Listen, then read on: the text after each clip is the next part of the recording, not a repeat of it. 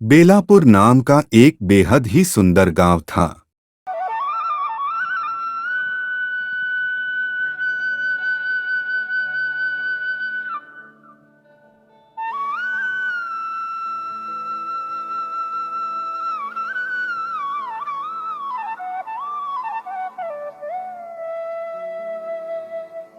यहाँ के लोग मेहनती करके अपना गुजारा करते थे। इन लोगों को कोई चिंता नहीं थी। ये सब अपनी जिंदगी खुशी से जीते थे। मेरी प्यारी मुर्गियाँ, कितनी अच्छी है ना। एक दिन उस गांव में आम बेचने के लिए एक औरत आ जाती है। आम ले लो आम, स्वादिष्ट आम। आम ले लो आम, रसीले आम। तभी वहां पर उस गांव के कुछ बच्चे खेल रहे होते हैं। वो बच्चे खेलने में बहुत ही मग्न होते हैं। राजू, तुम हमेशा ही चीटिंग करते हो। अरे नहीं चिंकी, मैंने कोई भी चीटिंग नहीं की है। वो आम बेचने वाली औरत वहां दूर खड़ी होकर इन बच्चों को देख रही होती है। तभी वो औरत अपने असली रूप में आ जाती है।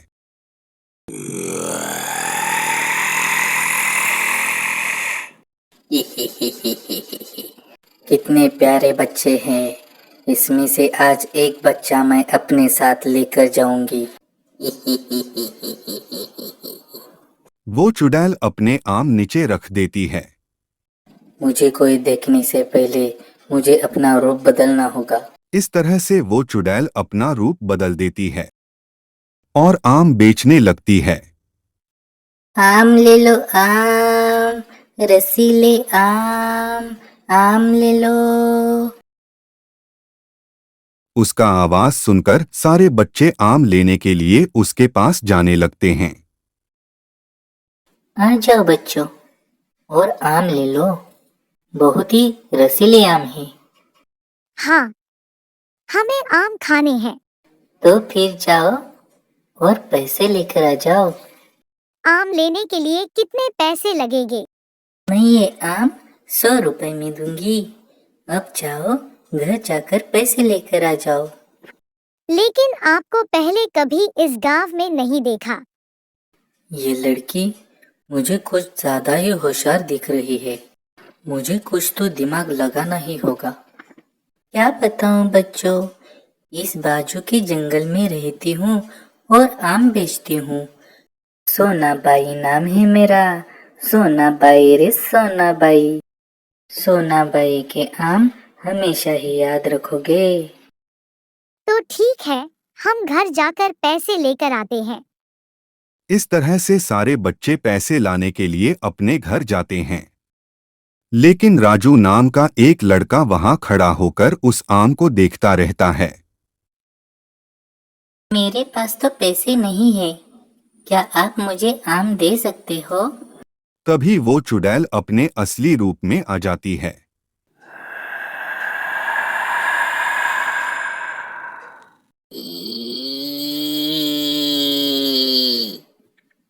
आम ले लो बेटा, रसीले आम। आम ले लो। उस चुड़ैल का चेहरा देखकर राजू बेहोश हो जाता है। इस बच्चे को मैं अब अपने साथ लेकर जाऊंगी। मुझे कोई देख ले उससे पहले इस बच्चे को लेकर जाना होगा। इस तरह से वो चुड़ैल उस बच्चे को मार देती हैं और उस बच्चे के टुकड़े करके उसी टोकरी में भर देती है। मुझे यहाँ से जल्दी निकलना होगा। इस तरह से वो चुड़ैल उस बच्चे को टोकरी में भर के उसे जंगल में ले जाती है। बहुत दिन बाद ऐसा खाना मिला है। आज मैं पेट भर के खाना खाऊंगी।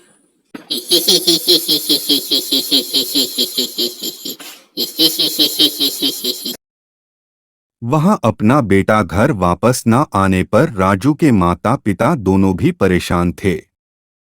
हाय मेरा राजू, मेरा बच्चा वापस नहीं आया। अरे रेशमा सुनो, अपना राजू खेलने के लिए गया होगा। मैं जाकर उसे अभी ढूंढ कर आता हूँ, तो रो मत। इस तरह से रामा अपने बच्चे को ढूंढने के लिए गांव में आता है। वहां पर उसे कुछ लोग बातचीत करते हुए दिखाई देते हैं। अरे महेश बाबू, आपने हमारे बेटे राजू को कहाँ पर देखा है क्या? नहीं तो, हमने तुम्हारे बच्चे को नहीं देखा। क्या बात है रामू, इतना परेशान क्यों लग रहे हो? अरे भाई साहब, क्या बताओ आपको, हमारा राजू कल रात से वापस घर नहीं आया है। अरे रामू, मैंने तुम्हारे बच्चे को कल तो खेलते हुए देखा था। शायद वो उधर ही खेलता होगा, जाकर एक बार देख लो। हाँ, ये ठीक कह रहा है। मैंने भी तुम्हारे बच्चे को कल खेलते हुए देखा था। इस तरह से रामू उन बच्चों के पास पूछताछ के लिए जाता है। अरे सुनो बच्चों, हमारा राजू कल रात से घर वापस नहीं आया है। क्या तुम बता सकते हो कहाँ पर है वो? अरे रामू काका, कल तो हम सब बच्चे राजू के साथ खेल रहे थे। लेकिन कल रात से वो वापस घर नहीं आया है। हाँ, याद आया। कल एक आम बेचने वाली बाई आई थी। हम सब पैसे लाने के लिए घर गए थे, लेकिन उसके बाद हमें राजू कहीं दिखाई नहीं दिया। आम बेचने वाली औरत कौन है ये, और कहाँ रहती है वो? कुछ पता है तुमको? वो जंगल में रहती है और उसने अपना नाम सोनाबाई बताया था। इस तरह से रामू उन बच्चों की बातें सुनकर बहुत ही चिंतित हो जाता है और वापस घर आ जाता है। अपने बच्चे को लेकर रेशमा और रामू दोनों भी परेशान थे।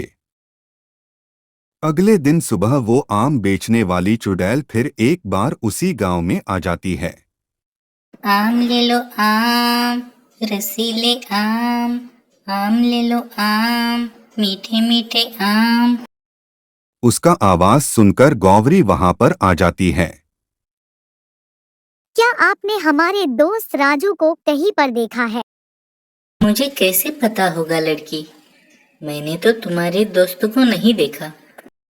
लेकिन आपके आने के बाद ही कल से वो कहीं गायब हुआ है। तभी वो चुड़ैल अपने असली रूप में आ जाती है।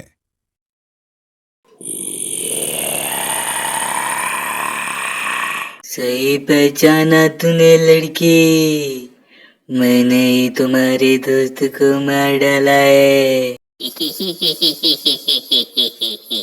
उस चुड़ैल का चेहरा देखकर गौवरी बेहोश हो जाती है। इस बच्ची को अब मैं साथ लेकर जाऊंगी।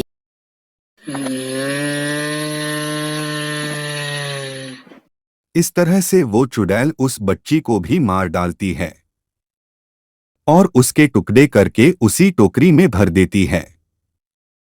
कोई आने से पहले वो चुड़ैल उस बच्ची को अपने साथ लेकर जंगल में ले जाती है। वहां गांव में बच्चे गायब हो जाने की खबर हर तरफ सभी लोगों तक फैल जाती है। अरे सुना तुमने, कई पिछले दिनों से हमारे गांव के कुछ बच्चे गायब हो गए हैं। अरे हाँ, सुना है उस रामू का बच्चा भी कहाँ पर गायब हो चुका है। और कितने बच्चे गायब हो जाएंगे, ये ऐसा कौन कर रहा है, कुछ पता भी नहीं चल रहा। ये ऐसा कौन कर सकता है? मुझे तो कुछ गड़बड़ लग रही है। नहीं तो इससे पहले इस गांव में ऐसे पहले कभी नहीं हुआ था। तभी उस रात को गांव में चोरी करने के लिए एक चोर आ जाता है। मुझे अब जल्दी से जल्दी उस जंगल में जाना होगा। मेरे बाकी के साथी मेरा उधर ही इंतजार करते होंगे। इस तरह से वो चोर रात के समय में उस जंगल में जाने के लिए निकलता है। वहां पर जाने के बाद वो जो देखता है उसे अपनी आंखों पर विश्वास नहीं होता। कल और एक बच्चा उसका उसे मैं लेकर आऊंगी। ये सब अपनी आंखों से देखकर वो बहुत डर जाता है। सुबह गांव आने के बाद वो चोर सारी हकीकत उन लोगों से बताने लगता है। नहीं, इसी ने ही मेरे बच्चे को मार डाला होगा। ये झूठ बोल रहा है। हाँ, इसी ने ही हमारे बच्चे को मार डाला होगा। इसको छोड़ो मत। अरे मेरी बात सुनो तो सही। मुझ पर यकीन करो, मैंने आपके बच्चे को नहीं मारा है। तभी वहां पर उस गांव का एक लकड़हारा आता है। अरे मेरी बात सुनो, उस चोर को छोड़ दो। मैंने अपनी आंखों से देखा है कि वो चुड़ैल उस बच्चे को जंगल में मार रही थी।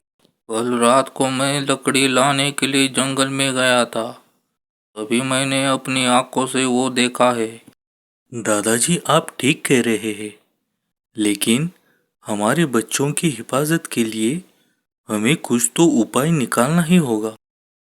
देखो बेटा, वो हमारे बस की बात नहीं है। उसके लिए एक बड़े मांत्रिक की जरूरत होगी। मेरी पहचान वाला एक मांत्रिक है, हमें उसी के पास ही जाना होगा। तभी गांव के सारे लोग उस मांत्रिक के पास जाते हैं और सारी हकीकत बताने लगते हैं। बाबा जी, हमारी मदद कीजिए। हम बहुत ही बड़े संकट में हैं। हमारी मदद कीजिए। आप निश्चिंत रहिए, अवश्य ही मैं आपकी मदद करूंगा। वो चुड़ैल बहुत ही खतरनाक है। उसे सामना करने के लिए मुझे पवित्र मंत्र की ज़रूरत होगी। अगर भगवान की इच्छा है तो सब कुछ ठीक हो जाएगा। उस चुड़ैल से सामना करने के लिए मांत्रिक पूजा की सारी तैयारी करते हैं और पवित्र मंत्र का जप करने लगते हैं। ओम हनुमते रुद्रावताराय आध्यात्मिकातिदैविकाधि भौतिक तापत्रय निवारणाय रामदूताय स्वाहा पवनपुत्र हनुमान की जय। उस पवित्र मंत्र से तूफान आ जाता है और जोर से हवा बहने लगती है।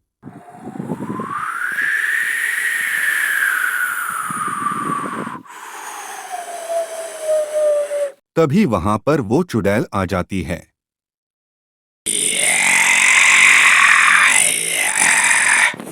हे मंत्रिक, तुमने क्यों बुलाया है मुझे यहाँ पे? ए मूर्ख चुड़ैल, तुम जैसे चुड़ैल मैंने बहुत देखी है। ये बताओ, तुम इन लोगों को तकलीफ क्यों दे रही हो?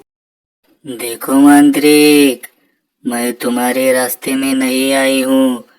तुम भी मेरे रास्ते में मत आना। पहले मुझे ये बताओ कि तुम इनके बच्चों को क्यों मार रही हो? नहीं बताऊंगी। इस पवित्र मंदिर से मुझे बहुत डर लग रहा है। मुझे जाने दो मंत्रिक, जाने दो मुझे। तुम ऐसे नहीं मानोगी। तुम्हें भस्म करना ही ठीक होगा। जाओ, अब अपनी दुनिया में निकल जाओ। वही तुम्हारी दुनिया है।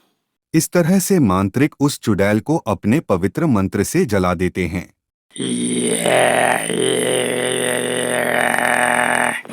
और अपने आत्मिक शक्तियों का उपयोग करके उन दो बच्चों को भी जिंदा करते हैं।